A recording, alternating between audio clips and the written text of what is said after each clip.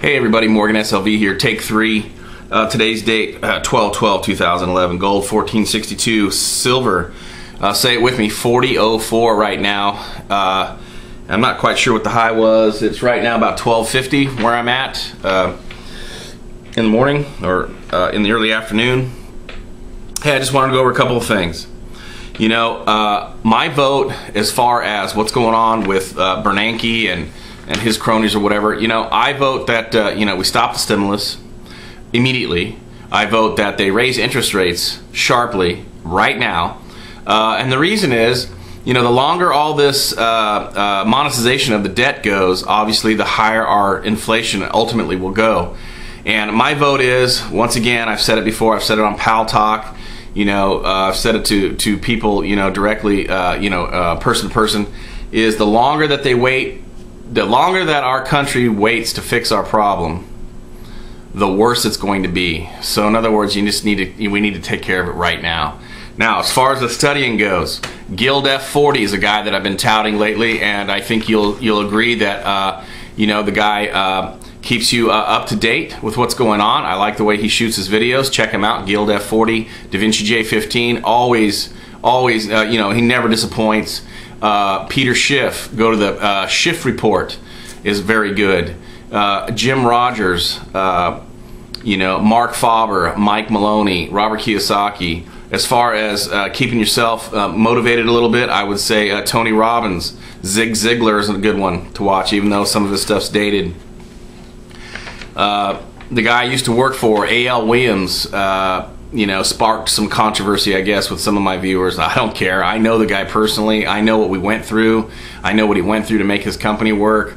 You know, and he talks about the difference between a $50,000 a year earner and a $500,000 a year earner. And I think that should matter to you, because, you know, a lot of people say money doesn't matter. Well, yeah, go try to buy bread without it, right? So anyway, those are some of the people that I study up on. So as far as I'm concerned, the cost of living is on its way up because we keep monetizing the debt, which means you guys have to really, you know, put something together for yourself.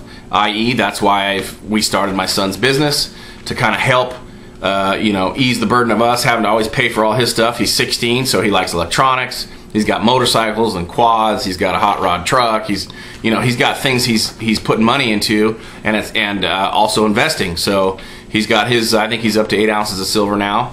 Maybe a little more, and so it's helped out. So his business is Small Engine Advice for Dummies.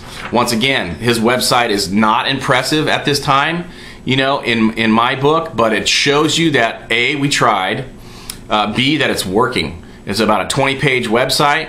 I can tell you this, when he gets back from SBI school, it's going to be much more impressive, and that's a good thing. Now, as far as the money that he's making, it's incredible. That's all I can say about that. We've actually split his business into 3 different areas. My wife does all the advertising, I do all the parts running and quality control, and my son does the bulk of the work. So, crazy. It's been good. I am telling you right now that you need to think outside the box.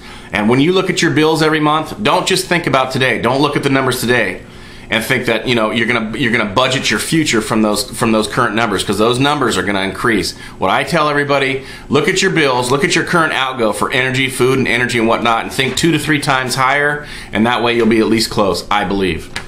As far as the Fed goes, I vote that they tighten up right now. I vote that they raise interest rates right now.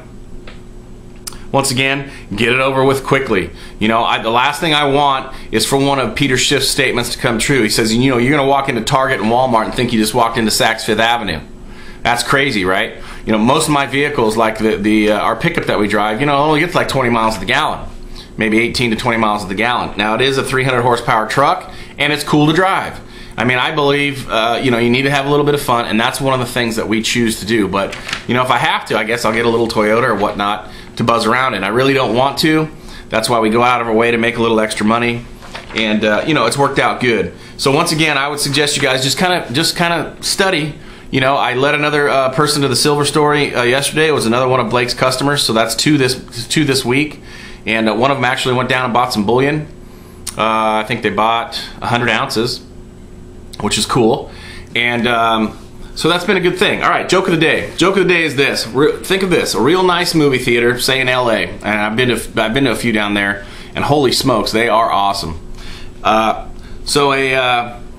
The movie theater is, relatively packed. The usher comes down the aisle, notices a guy sprawled across three seats, taking up 3 seats when the movie's kind of packed, and the usher walks up to him and says, "Hey, look, you only paid for 1 seat. I would appreciate it if you just took 1 seat. Could you move?" And the guy just kind of groaned and looked at him and didn't move, right? And so the guy got a little frustrated, and once again he said, "Excuse me, sir," and he's kind of whispering, goes, "Could you please just take up 1 seat? You're taking up 3 seats, and we have people that would still like to find a seat in here." And he once again just kind of groaned a little bit and just kind of stared at him. So the guy goes, "Look, I'm going to go get my manager, and he's going to remove you." So he turns around, runs back up the aisle looking for his manager. They both come back. They stand over him and says, "Sir, you're going to have to take 1 seat. It's all you paid for. If you don't, we're going to call the police." Once again, the guy looks at him, kind of stares at him, groans a little bit, doesn't move. Still taking up 3 seats. Finally, the cops show up. Cops get there, walk down where he's at. Once again, he hasn't moved an inch. They're looking at him and, "Sir, you're going to have to move. You only paid for 1 seat. We're going to go ahead and remove you from the theater. First of all, what's your name?" No answer. "All right, where are you from?" He said, "The balcony. Morgan SLV out."